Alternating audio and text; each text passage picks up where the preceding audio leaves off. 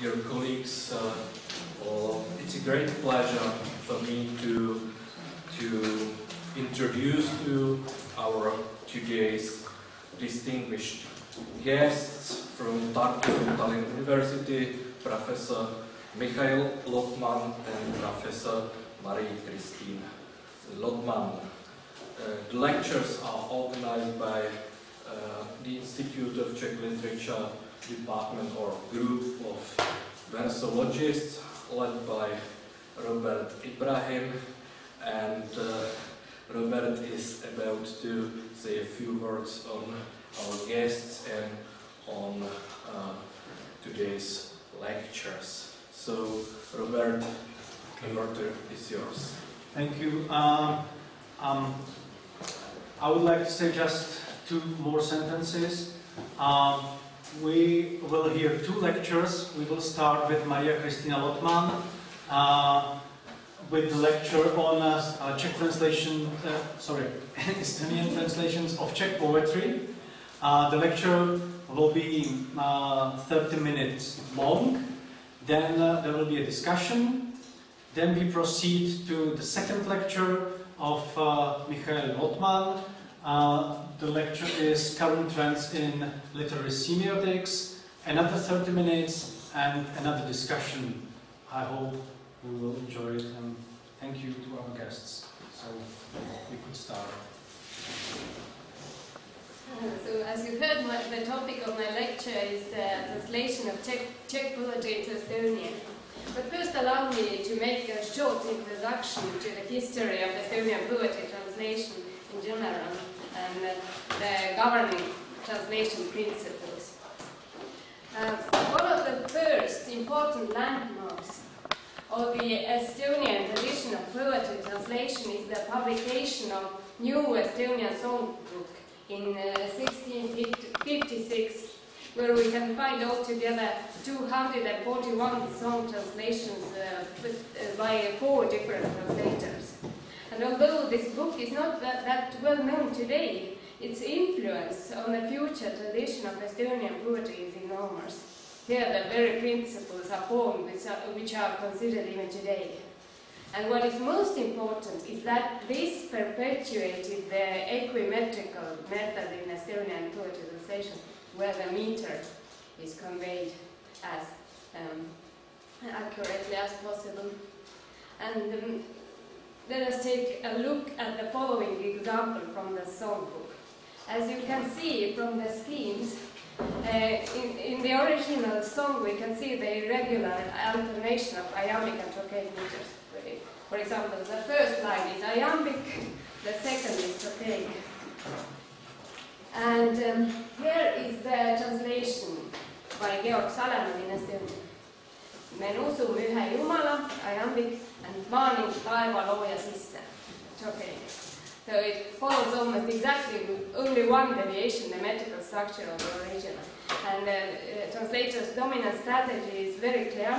His aim is to convey the pattern of alternation of stressed and unstressed syllable, and at the same time the rhyme scheme admitting only full rhymes, but at the same time deviations from the content are allowed if necessary. So these are the first attempts to translate poetry to Estonian. But then came the Great Northern War, and the Estonian culture had difficult times, although the tradition of translating poetry was not completely disrupted. The songbooks were republished and repeatedly corrected, but for the most part these translations of the 18th century have not survived. And only as late as in the first half of the 19th century we can see again how translation started to gain ground, and this time we can also see the first translators of the Estonian origin, because in the 17th century the translators were Germans. And first mainly German texts are translated. This is also the period when the so-called poetry after or Nachtdichtung becomes popular in the Estonian poetry translation. in which case the poem has only general relation to the source text, being inspired by it by changing the emphasis. While often the published target text has even no indication to the source text. So at this point, plagiarism is not an issue. And it was quite normal to publish such poetry under your own name. So it is the poetry after, which it becomes a very widespread translation form in the 19th century, and it is characteristic to the Estonian poetry after that it is normally ecumenical. Deviations from the source text are rather on the content plane, but verse beat remains the same as a certain hint to the original. The time goes on, and gradually traditions in other languages start to reach Estonian language. First indirectly, commonly the intermediary languages, German, for example, through German, Hungarian and Scottish poetry are translated to Estonian. Translating Russian poetry becomes more important, and poetry is conveyed from Swedish, Danish, Finnish, single poems from English, also from Romance languages like Italian and French. Some are indirect translations, some are already direct translations because language skill, the number of language skilled people has increased, but indirect translations are still accepted at the time. But starting from the earliest period, most of the translations were versified and versified epimetrically, and so are these. Now, when we move to the 20th century, we can see some fundamental shifts. First, plagiarism became an issue, and the authorship of both the translation and the original work became relevant. In earlier publications, these were not even mentioned often. Second, the range of source languages becomes even wider, and at the same time, direct translations become more and more valued. There are less indirect translations. And third, translators start to notice the prosodic system of the original and to make use of the possibilities of the Estonian language. First of all, it applies to quantitative poetry. It becomes increasingly common to translate such poetry to Estonian quantitative verse. And even more attention is given to the expression plane, like stylistic expression, purity of rhymes, and so on. Yet before the Second World War, the Estonian poetry translation is characterized by the diversity of translation strategies. Although the ecumenical translation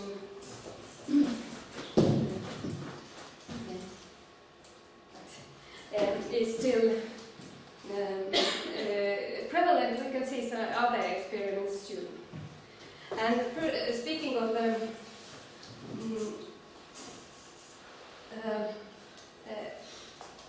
of this period, first of all, a literary group called the sorcerers, or argujad in Estonian, deserves to be mentioned. And they were also engaged in poetry translation and became very important shapers of standards. And although the formation of the group officially dates to 1938, when a literary scholar and also a translator, Ants Oras, collected an anthology titled Sorcerers, a selection of the latest Estonian poets, the 8 authors included in it had been friends for a while, sharing the same views on the artistic principles of poetry, the same understandings on the functions of art and poetry, and so on. And the most remarkable of poetry translators among them were Mihhail on this slide, and Augustin, whom I will mention later as well. And their versification principles are modernist, and their form is more refined. They admit less poetic licenses. Their rhyme is very strict, sometimes very complicated. Although the principles of the sorcerers were developed already before the Second World War, most of them continued their work also after the war, but not anymore as a literary group of poets. The atmosphere in the recently occupied Estonia was full of fear, repressed and silenced, and poets could not write the way they used to do in free Estonia. And the choice right after the war was either to be silent or to channel their creative power to translating. And although some of the sorcerers had translated poetry already before the war, their opera magna in the sphere of translation were created in the very conditions of this new regime. And their artistic criteria and standards became prevalent in the poetry translation of occupied Estonia. Translations were still ecumenical, but even more attention than before was paid to the expression plane. The standards were purity of form, very strict rhymes, very accurate imitation of the structure of the source text, but deviations from the content plane were allowed. So during the Soviet occupation, we cannot see the same diversity of strategies as we saw before the war in the free Estonia. Rather than that, quite strict norms are developed. And the range of source languages changes abruptly. There are less translations from the Western European poetry, while we can see plenty of translation from the poetry of other Soviet states, as well as different socialist countries. And indirect translations are avoided. If the translator doesn't know the language, which also happens sometimes, he or she generally cooperates with someone with the language skill who prepares a word-for-word translation. But this is concealed. The name of the translator of the word-for-word translation is not mentioned in the book. But when Estonia becomes free again, the translation norms change. Half jokingly, we could say that not only the country becomes free, but also the poetry translation. Poets are not so dependent on the governing norms, they are trying to find their own methods and solutions. And of course, this breaking of old standards has brought about sharp reaction. For example, when Baudelaire was translated into free verse poem, it was a scandal. The age of experimenting is still ongoing. The experiments involve different prosodic systems, different verse forms, meters, and so on. Now let us turn to the translations of Czech poetry. In order to understand the task that the Estonian translators of Czech poetry had, let me say a couple of words to compare the Estonian and Czech language. In prosodic terms, Estonian is a syllable-timing language which has a prosodically independent syllable, while there is no significant reduction of unstressed syllable. The stress is dynamic. The main stress is on the first syllable, but in longer words, a secondary stress occurs, which has degrees of different strength. And the number of secondary stresses is unlimited, and it depends on the length of word. Like, for example, in this word, a word, tagavara rehepeksumasinategagi. It has one main stress on the first syllable, and at most 6 secondary stresses. But the number of stresses can be reduced. It depends on the footing of the word. So the number can be also smaller. And these secondary stresses can participate in versification. But at the same time, Estonian has also a contrast of quantity. It can also have a role in versification, and our folk poetry is originally quantitative. As you can see, Estonian and Czech have important common features. Both are syllable-timing languages, both have contrast of quantity, although there are differences in the system. And in both languages, the main stress is on the first syllable. Both languages have secondary stress. Hence, it is easier for a poet to convey certain technical phenomena, such as caesura and breaches and so on. But there is also an important difference which may be quite significant for poetry translation. In Estonian, the number of vowels is bigger, and there is more to it. And more importantly, the number of diphthongs is quite big, because most vowels can form diphthongs with a neighboring vowel, and the range of possible diphthongs is here, but there are linguists who say that there are even more.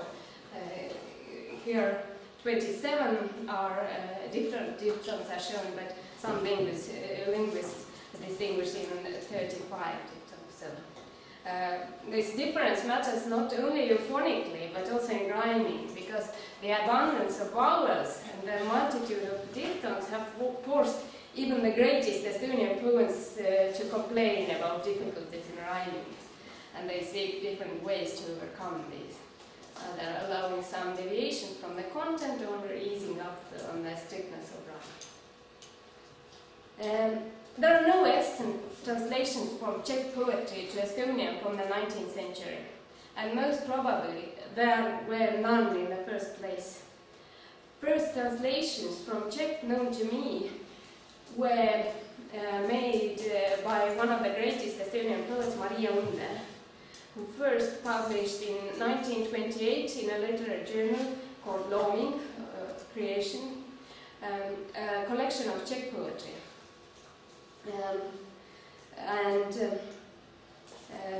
In 1930 he published one poem by Karel Jaromir Erben, and later she also translated a ballad by Jan Neruda.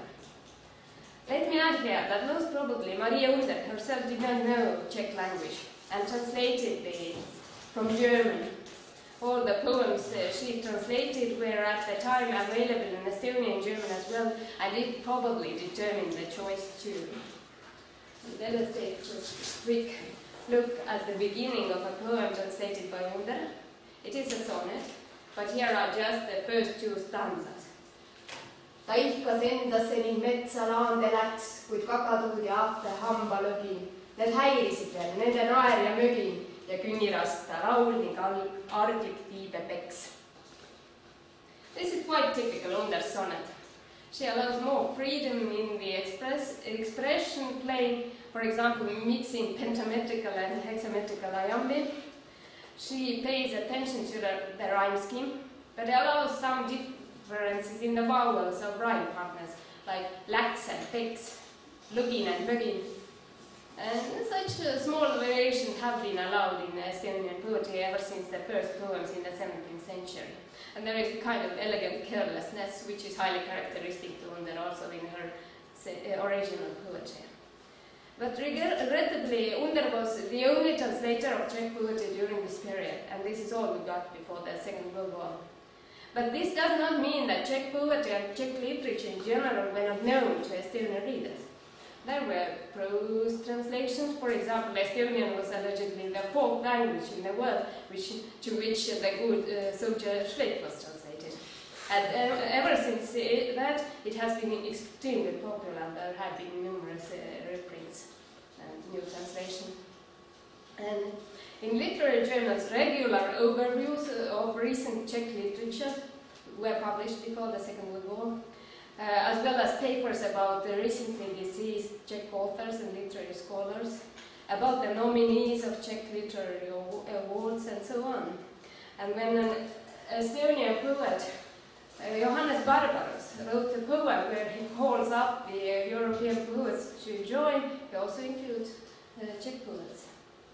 So there was a reception, poets were known, and there was an overall interest in Czech literature. But language skills were a problem. In 1936, the government of Czechoslovakia decided to open at their own expense a lectorate of Czech language in the University of Tartu. And in 1937, a Slavist of German Jewish origin, Leopold Silberstein, came to Tartu and started teaching Czech language in the University of Tartu, and also publishing papers in local journals about Czech literature. But unfortunately, it didn't last for long. After 2 years, the funding of the lectorate was cut off, yet Silberstein still continued his teaching for free. But in 1931, he His newly wedded wife and probably their newborn baby as well were executed by Germans. Now let us move on to the period of occupation. As I said, now the attention shifts to the literatures of Soviet and socialist states. In 1963, a new series of poetry books called the 20th Century Poetry is established.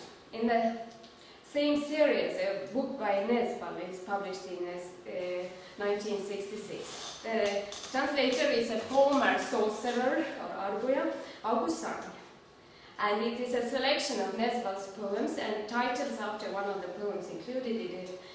What is the noon sun doing in Prague? Mis lõunaväike tapata teile. And let us see an example how he translated. So it is the beginning of Edison. In Estonian it sounds like this. Kurb on meie elu, trööstitu kui nutt, uittab linnas mängur, tal ei olnud rutt, baari demonstrantsid üles alanud lume, aga õhk on juba kevadiselt sume. So this is a very typical example of Augustin's translation technique. The main attention is on the expression plane, starting from the verse meter, middle caesura, strict following of the rhyme scheme, and pure rhymes to the very absence of punctuation marks, which are all conveyed in this translation. At times he goes even this far that in verse sense follows the exact placing of word boundaries. And this is the standard of this era, and the same principle is sustained throughout the collection.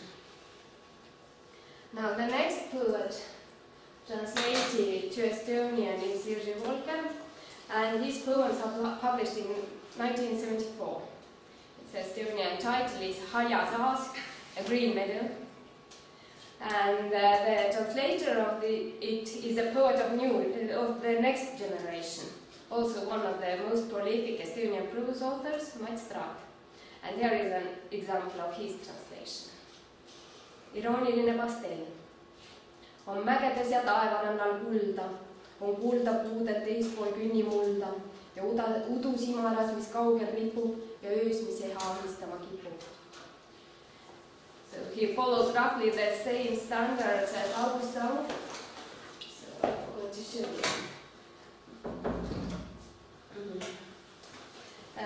We are still dealing with the equimetrical translation, the change for pure rhymes. Yet in few occasions we can see certain compromises. For example, sometimes he switches masculine and feminine rhymes, which Augustin will do, and so on. It took more than 10 years before the next larger collection of Czech poetry translations was published. But this time it was a whole anthology in 1986, titled 10 Czech Poets of the 20th Century. So here you can see the list of these authors. The temporal framework of the material is from the end of the First World War until the German occupation.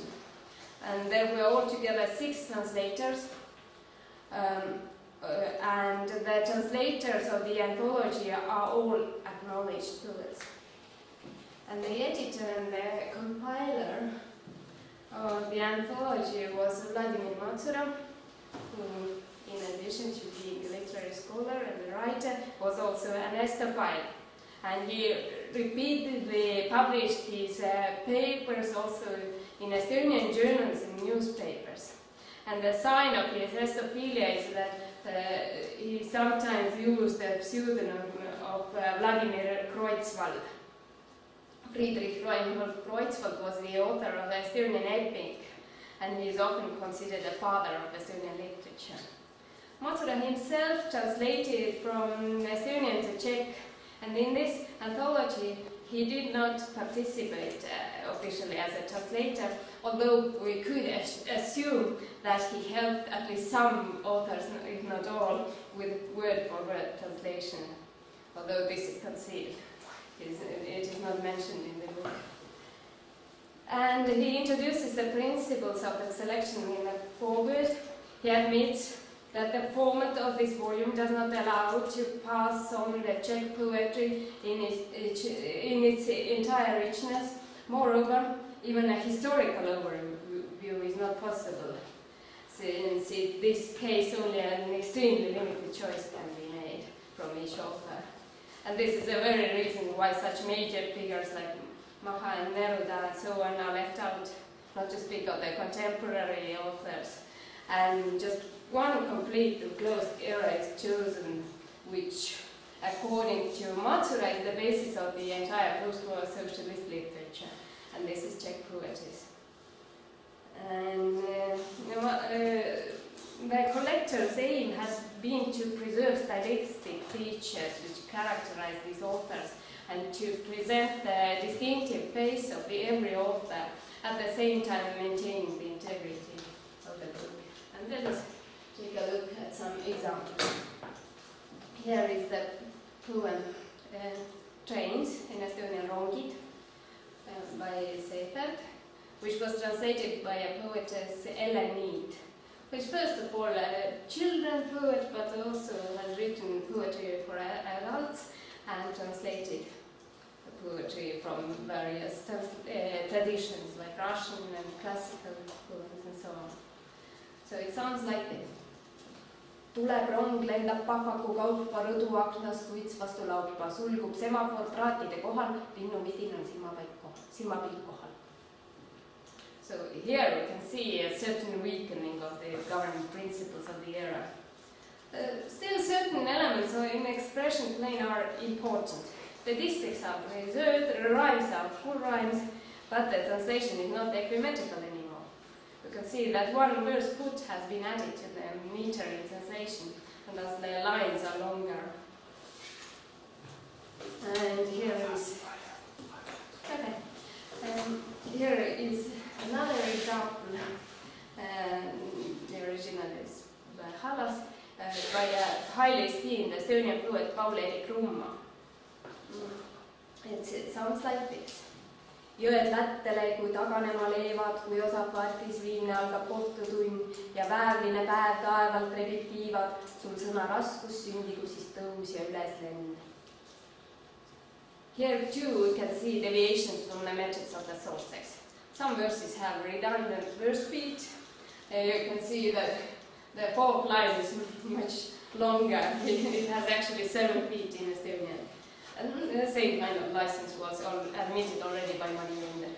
But even more free are the verse tense, where we can see deflections from both the syllabic and phonic structure of rhyme. There are imperfect rhymes like leevad, tiivad, lend, tund, and this is something that the sources wouldn't admit. So poetry translation is freer already in the second half of the 80s. You can see several licenses, but the critics do not pay attention to it yet, and the reception is very quiet.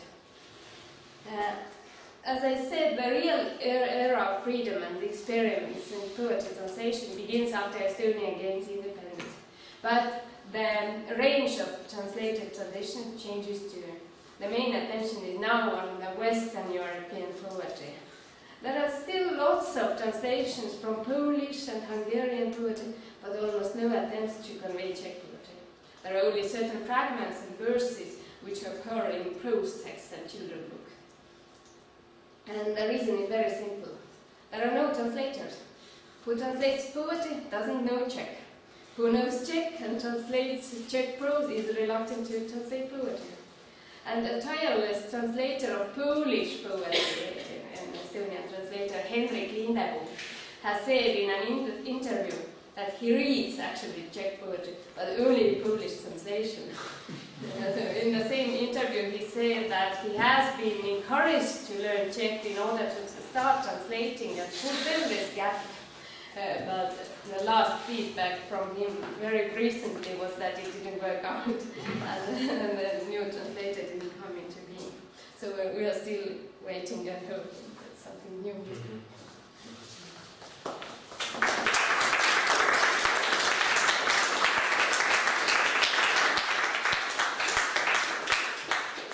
Thank you very much. Now we have time for discussion. Any questions from the audience? Any thoughts? I'd like to ask about the Master anthology from 1986. Can you tell us what was its response in Estonia or in Greece, the Soviet Union? Yeah, I did some research. I looked through all the important literary journals, but there were no critical writers, just the announcements that it was published. So there was just one edition, and the number of the copies were probably very small. No, the number was huge, because in the Soviet times the poetry collections were printed in huge amounts. Today the number would be 200 for a poetry book, but then we would be talking about tens, thousands, maybe even 100,000 copies. The number was huge. But I didn't look through the newspapers. Maybe something was in the newspapers. Thanks I don't know, additional remark. There was a reason why Estonian poets sometimes get translated other socialist countries, but they choose best poets. And what was not allowed in Estonia, they can achieve through poetry. For example, Neslo was very important for Estonian because he said something what was not allowed in the original. And the second reason was aesthetical. Social realism was very strong in poetry, stick to traditional forms. But because communist Bertolt Brecht and friend of Soviet Union Nazım Hikmet, and also Pablo Neruda, that was a very strong argument why the labor can use also in progressive poetry.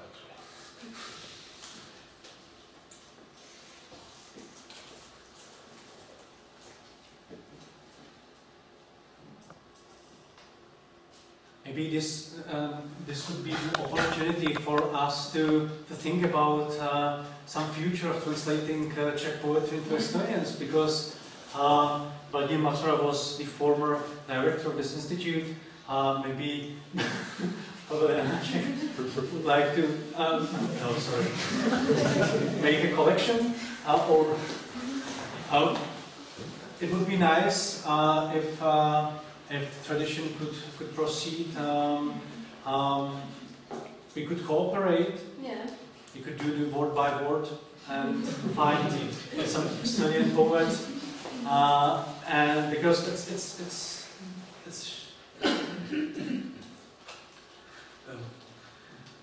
May I have a question? Of course. Is Czech fiction translated now? Yeah, it is massively. Massively? Yeah. Almost everything that Kundera has ever written in Czech and French is committed. But not just in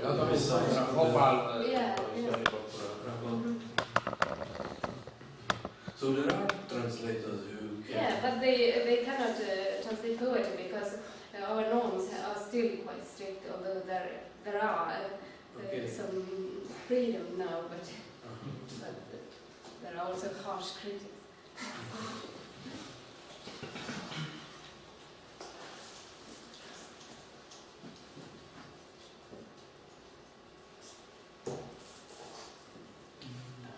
okay. Thank you very much. And now we proceed to the second lecture.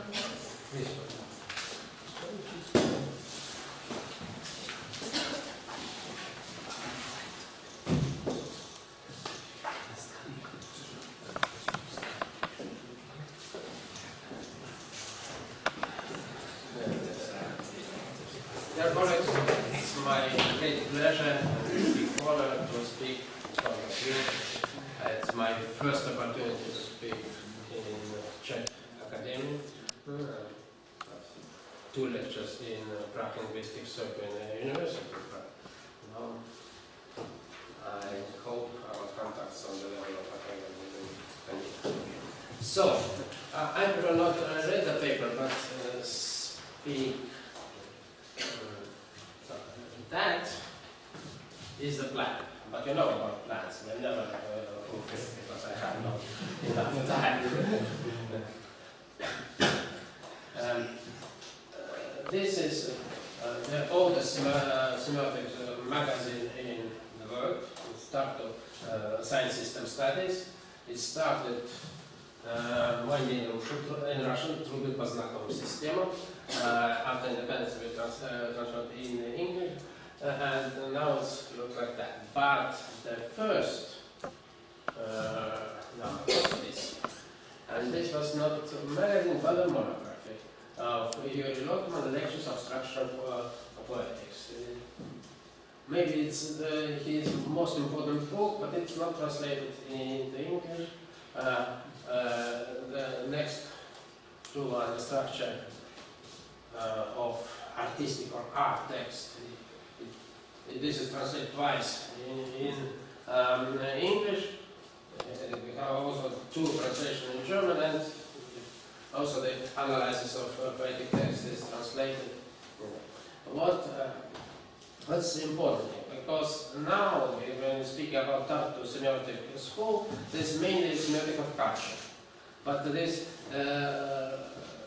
it started with semiotics of literature, and even more exactly semiotics of poetry.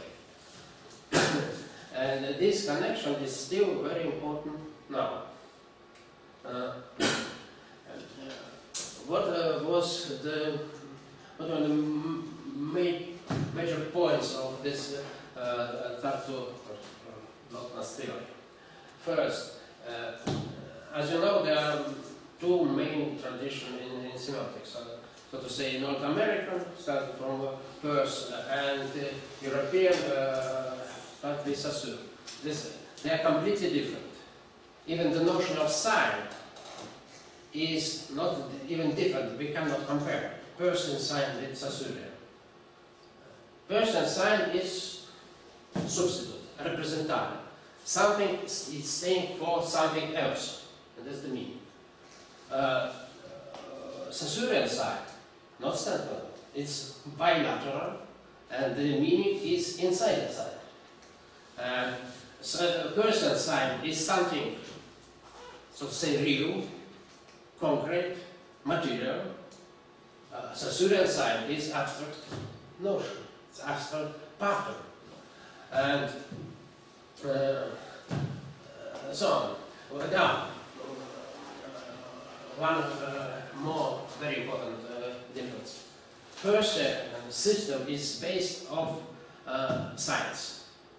First, we must understand what's one particular individual sign, and then we have the typology of sign, and then we have the sign production, and so on. In Saussurian, from Saussurian point of view, there is no such thing as one sign. Sign is always the part of sign system. We cannot speak about what means this sign. In different languages, it means different. So, starting point from was Saussurian understanding of semiotics, and here is the main problem of semiotics of artistic work. For Saussure, semiology is only in the mind of language. Parole is outside. The connection between our thinking and phonetics is only possible because it goes through language. There are no direct connection here.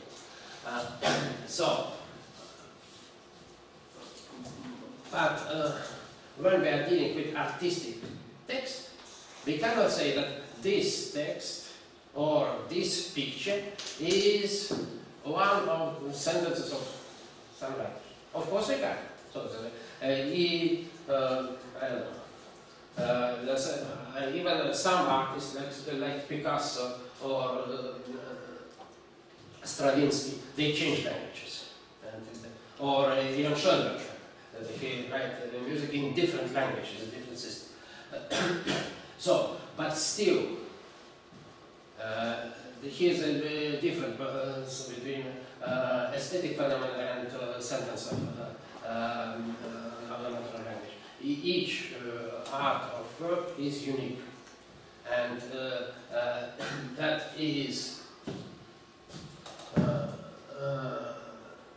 the problem, and that's the possibility to analyze text as language. This is very important methodological shift, and absolutely not obvious why we can using Trubetskoy's position in analyzing not language but text. Analogical problem was not only in literature but, for example, in anthropology. And what we have, where is the language of ritual? Ritual is done, it's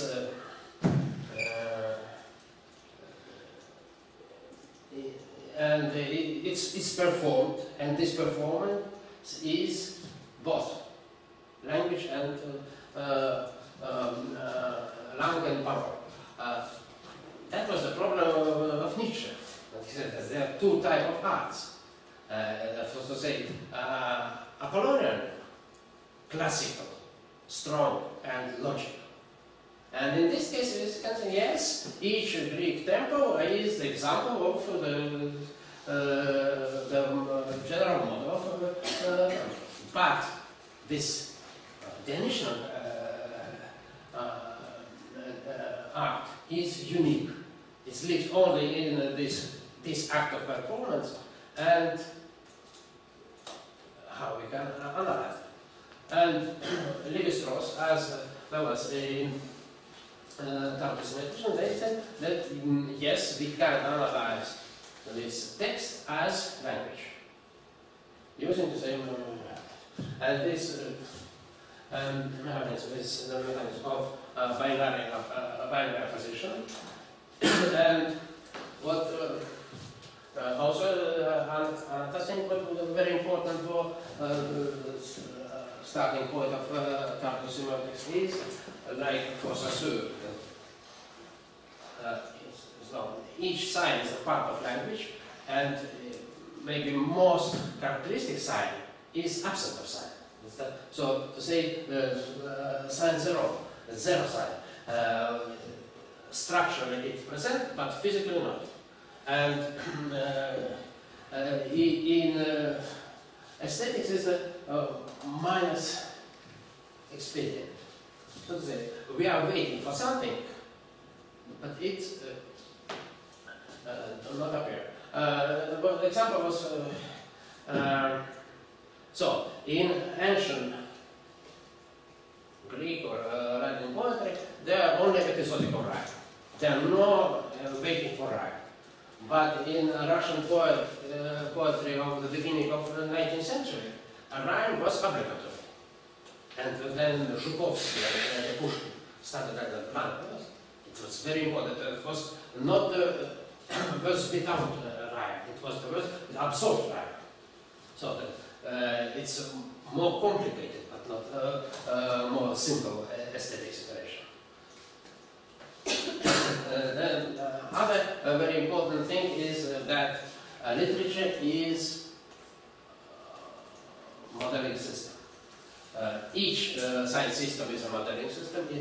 That means that, in the way of Sepper's hypothesis, that each language has what we call the naive picture world. And translation between languages, it's not only translating the words, not only translating the meaning. We are going in the other possible realities. And secondary modeling system, for example, literature. We have natural language as the primary modeling system, and then, for example, we put a narrative inside or poetical measure, and this is more complicated. But not only poetry. For example, natural language is the basis of most theological construction. That's absolutely not obvious, but it's very important to understand. Like, for example, nowadays it's all this linguistic or so-called analytical philosophy is philosophy of English language. Even, for example, no, it's, I don't know how about Czech, it's okay about Russian language, but even when we translate it in Estonian, there is different thinking and something completely wrong. For example, in English you can know something wrongly. If it's wrong, it's not knowledge. But in Estonian, it's knowledge. My wife always said, you will know everything, but everything you know is wrong.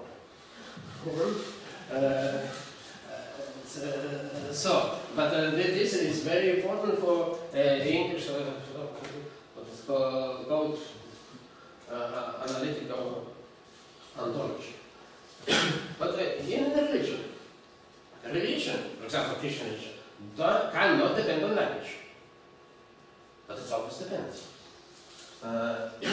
Even the translation from Hebrew to Greek huge shifts. But I will give an example of Russian situation. So in all languages, John the Baptist is someone who baptized Jesus. But in Russia, he is Jan Krstitelь. Krstitelь is baptized, but there is cross. So, and in Russian, so say, not theology, but religious mythology. When Christ comes to the Jordan River, he is ready to crucifixion. This very act of baptize is the preparation for crucifixion. It's absolutely different even in Greek Orthodox. But it's interesting that the same is in Estonian. That means that this Christian religion can come from Slavic, from Russian.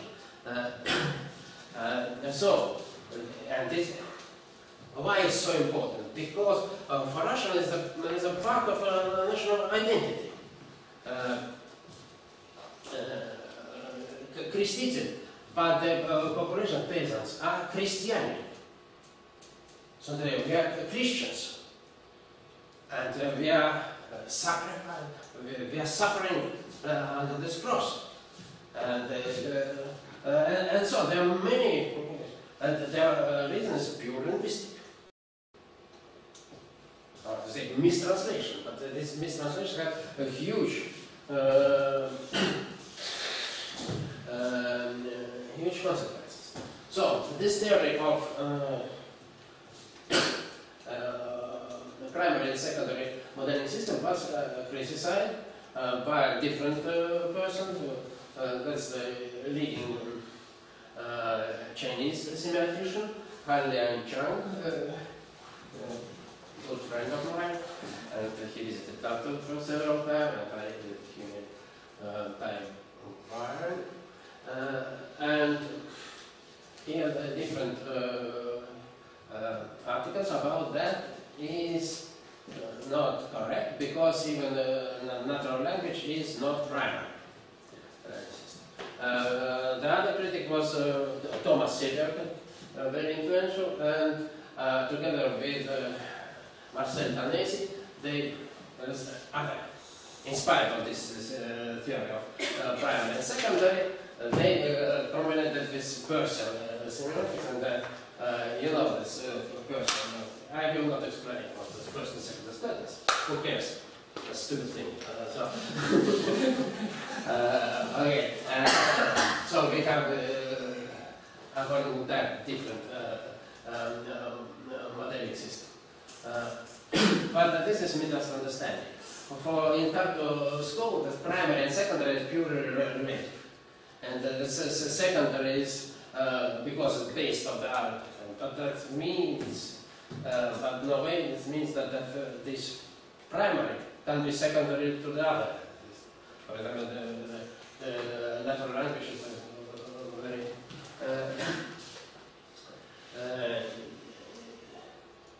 clear example. I will skip. I will skip this. No, I cannot skip already. Okay. What I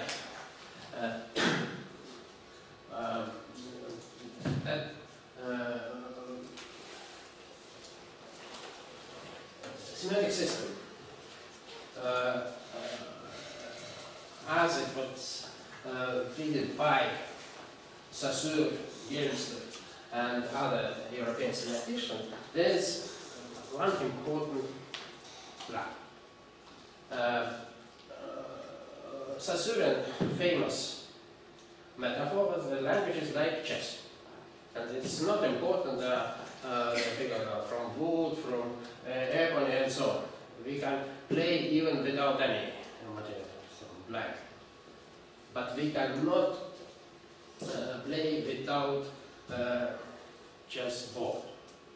So each semiotic system needs a background. And that was the machine was the first attempt to mathematical linguistics. And here we see that they need this field and spots. Later, this theory of altering was reformulated, and nowadays they usually are speaking about without the field. But they sacrifice the, I don't know, this type of modeling is much it's much our intuitive understanding of things, much better than other. So, and shortly to say,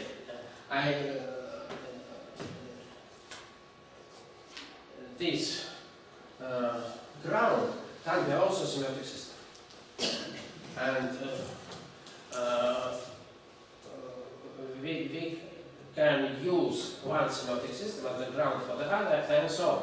For example, we can use the syllable as the ground for metrical information, and that's as a result we have verse text.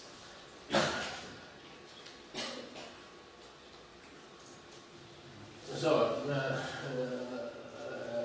this kind of semiotic system must have the language, the field, and also the author who this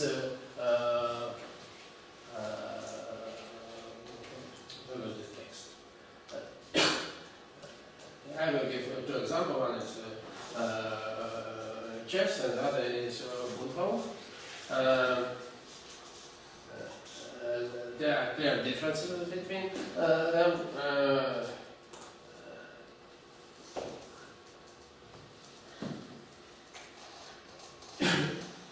That's the important difference. There are two kinds of language, autonomous and non-autonomous language. First is the language which can't exist without other languages. For example, natural language. And the other, for example, like meter in poetry or narrative, they are always based on some other language. So the narrative can be realized not only in verbal, it can be in drawings, in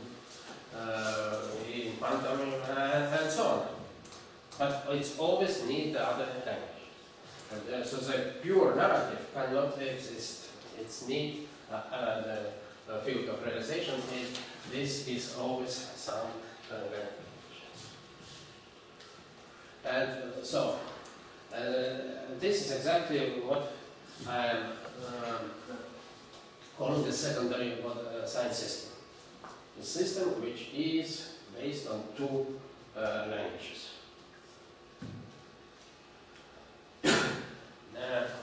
When we are speaking on semiotics, we are usually make distinction between syntactics, semantics, and pragmatics. The previous part was about syntactics.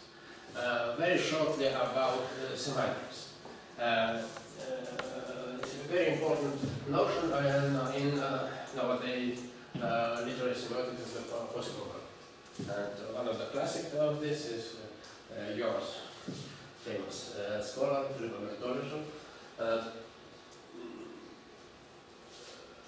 this is especially famous, and this is the last. But also, Umberto Eco, he had not special books about the possible words, but he frequently used this. What is, why it's so important? The semiotics of literature is opposed to so-called mimetic theory. Very roughly to say, what is primary? The word which reflects in some artistic or artistic text producing symbol. And this is very tricky and complicated in the case of secondary model system, because the modeling system of the, for example, natural language plus the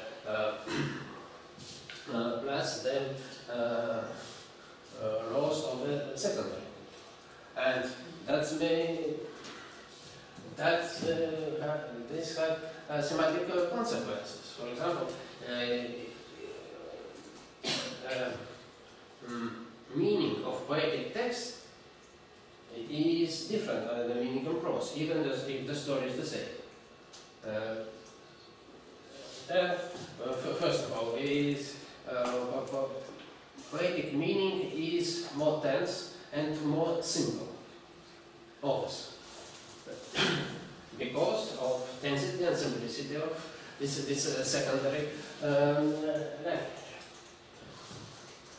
I cannot translation. A few words about pragmatics.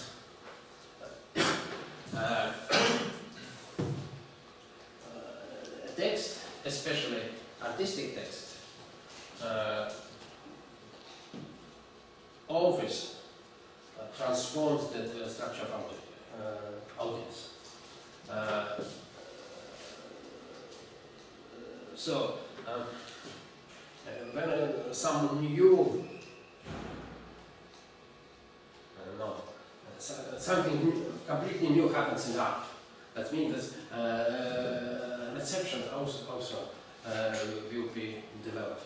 For example, Russian futurists, they not only write the text, but it was very important to perform it, and perform it in most scandalous form.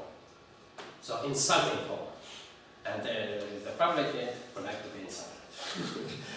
And other public, they go for police and so on. And that is also a part of this game. If the Mayakovsky concert in 1930 is without police, that means that the concert is not successful. And so on. When it's not only this kind of high art. We always see similar thing in popular culture. So, what I lose the Jacobson scale. That's the famous scale, you know. But what is important here is that writer, reader, author, contact exists before the act of communication. The new is only the message. This is not true. According to the Tartu school, everything is changing here. And messages, the first, and the message transform the writer, transform the reader, transform quote, it's always in artistic text, and message establish the contact. I have no time to speak. I'm out of time, yes? 5 minutes. And then I have a few words about communication. This, I'm a happy person, I have saw some genius, and this is one of them. He is not so famous. He was the person who decepted Maya's writing. But his main, I don't know, he suffered from very grave alcoholism, and so and that was the reason why he wrote it so but he also that was the reason why he cannot speak, because he was doesn't have about it. Yeah, he was operated after a few years. And but his lecture came to Nuremberg, maybe the better lecture that I had with him. And about the theory of signalization. And he developed his own theory. I will speak only about one. It was before internet and so before the computer communication. That it's always one more ingredient of communication interceptor. And this person, so the interceptor also affect message and quote. This unspoken language is the language which is oriented towards interceptor, not toward. And he can be very, very interesting and very, I don't know, comical situation. Sometimes for example, in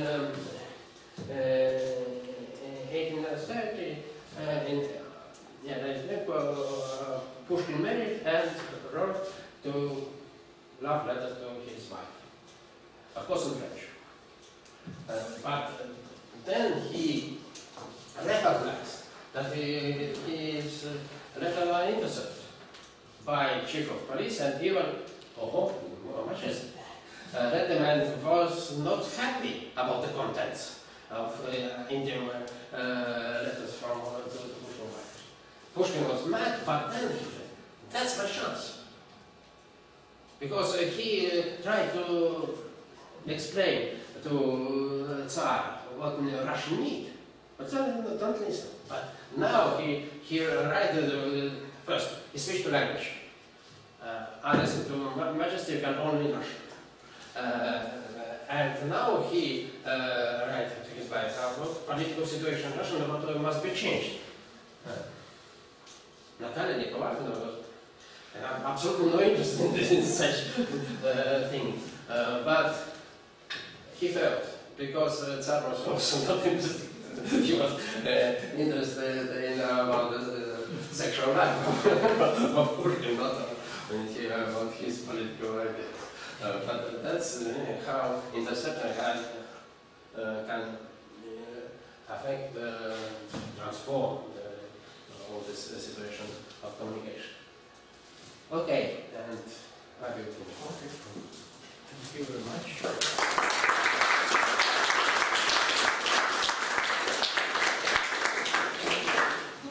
Thank you. So,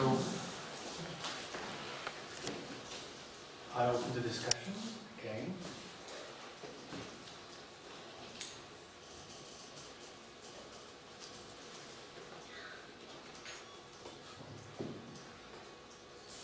No interception. Yeah. Someone should start. Well, the Tartu School was very important for this institute and people who worked here. until the 90s, I guess. Our last information on developments of tattoo school comes from the 90s from Tomáš Glan's collection of new studies of tattoo school. Tomáš Glan is often in tattoo in previous years. Yeah. A good friend of mine. Well, I know it. Well, and then this influence of tattoo school and of this study of cultural semiotics was somehow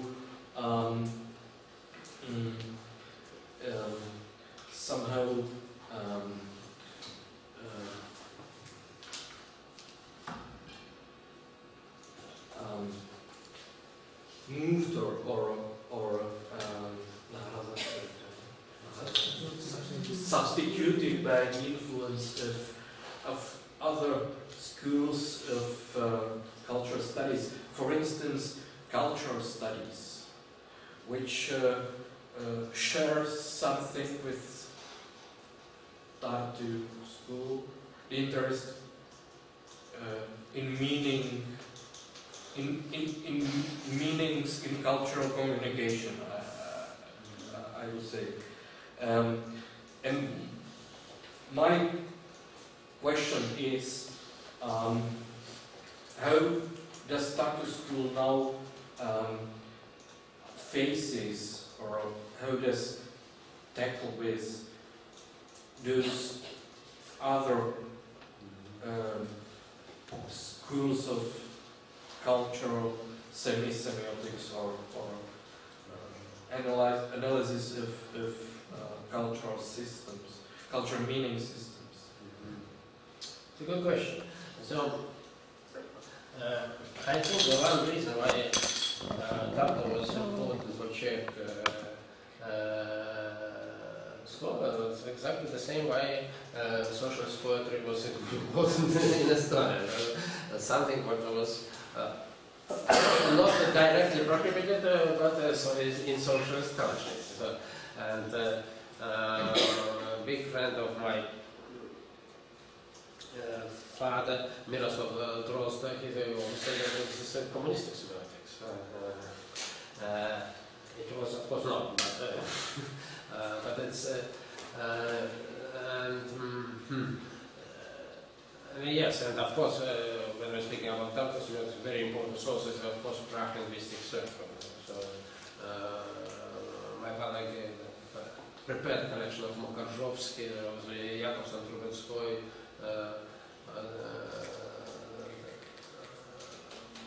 but also Czech linguists like Skalic, maybe also Matejčers. For Russian linguistics, it was very important elements. This actual structure is now. So, return to your question. First, there are some important developments in tattoo, and one of them is connected with biosemiotics. So we have not only cultural semiotics here, but biosemiotics. Maybe you know that in biosemiotics is also two main schools. First is also connected with person, that's American biosemiotics, but also Sibiok and so on. But the other school, which for me much more interested, is the European biosemiotic, Jester Hofmeier in Denmark, and my good colleague and friend, Kalevi Kulin in Latvia. We have some papers in the part. So, now, what is interesting here? That from biological point of view, we cannot define this phenomenon of life. So biology deals with life, but the phenomenon of life is outside biology. Life, so is so to say pre-given. And what Kalevi life is a semiotic process. And his one of his papers, life as self-reading text. And this concept of biosemiotics is very close to cultural semiotics, where we discovered that very same models and are actionable, but in cultural semiotics they are more complicated. And so that was, for me, it was a very important, I don't know, a very happy moment. I say that the models which we have created are valid in completely different sphere. But now about cultural studies. I'm not very enthusiastic about this cultural studies. For me, there is not progress, but I don't like the word regress, but mostly they are connected with British leftist or communist, and they are very strong Marxist influence. So culture is not separate sphere. There's always is based on some economic or social model. I don't say that. I don't think that that's wrong, but actually I know it before. But we are connected with semiotics whole world. But what we are trying to do that make sense without political agenda and without this ideological background. And the attitude towards new historicism with this concept of circulation of meanings. No, yes, no, don't misunderstand me. Now, so when we are speaking about concrete research, sometimes they're very good and new material and all very happy. And the new historicisms, yes, I think it's not the same, but they are close. Because you know that the last period of books of my father was exactly the semiotics of history. And a few days ago we had in Tallinn Karl Ginsburg, the greatest semiotic of history, seminar, and he was very close to this. Hello, thank you for your presentation. I really enjoyed it. But I've got a question which is rather marginal. You mentioned this idea that analytic philosophy is primary analysis of English language. And my question is, can't you say the same of, let's say, French structuralism, which with its binary oppositions, which is primary and analysis of French language? Actually, I don't know. I'm not so familiar with French language. But what do you mean about French structuralists? Saussure, Bally, Benveniste, or Derrida, Foucault, Barthes. They are completely different. Oh yeah, of course, I agree with this. But I mean, again, let me elaborate more on this because. I had a feeling that you said that analytic philosophy is good for analyzing English language, but you know it's hard to use it in analysis of any other language. That's what was implied with your conjecture about analytic philosophy. But my question is, okay, analytic philosophy emerged in an English-speaking world, but French structuralism with the Saussure emerged in the French-speaking world. So, isn't this structuralism good for analyzing French language, and you can't use it doing something else, like let's say analyzing Russian poetry? Okay, for me, there's two different questions. First,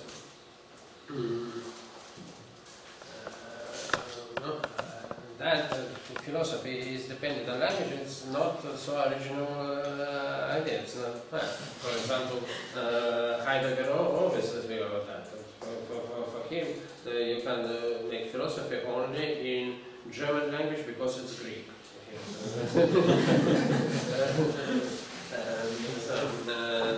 His linguistic theory is quite interesting. For him, this Anglo-American analytical philosophy is disaster. It's crime. Crime against humanity. It's much worse than National Socialism. Because now you, with machine, with technique was a nightmare for Heidegger. You are trying to something which is so tender and so important as language. So everything comes from language, but don't touch it. And of course, it's German language.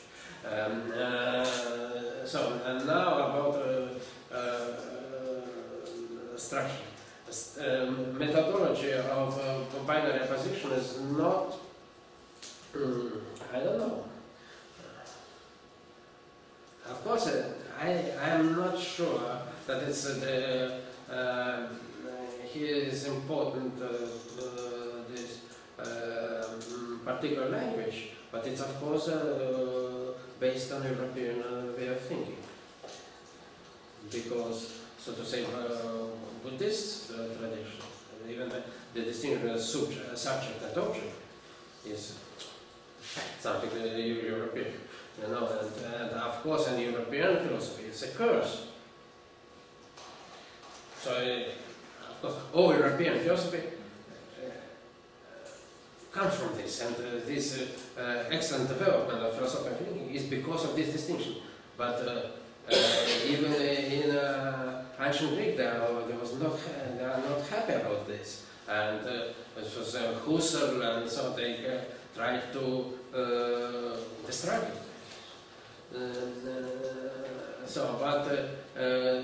I think for French language, this method of opposition is good as, for example, Czech.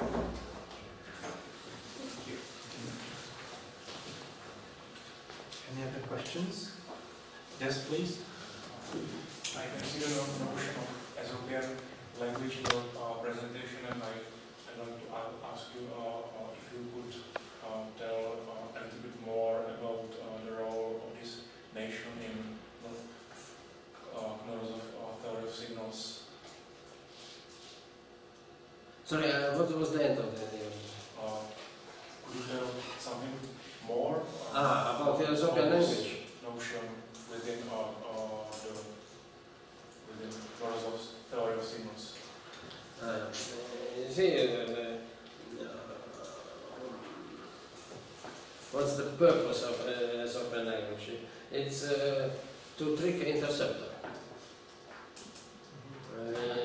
You see that I understand, you understand.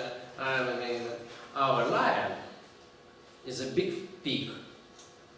But of course, you understand that I'm speaking about the president.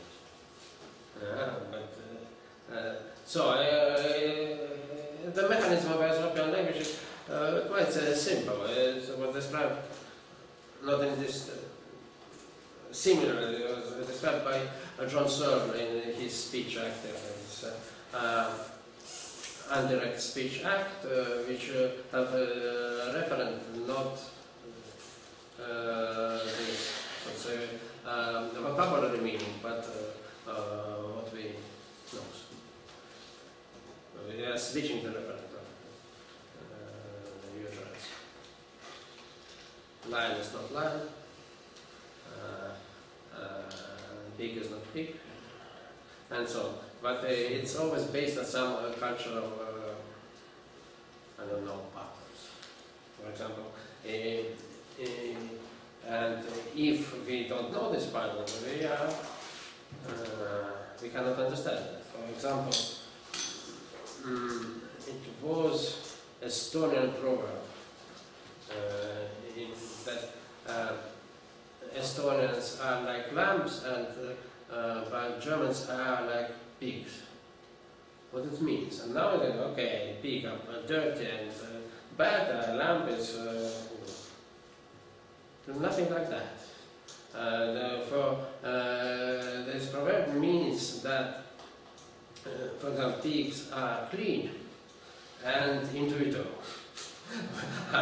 Estonians are not so clean, but stupid together. So you must know this cultural code.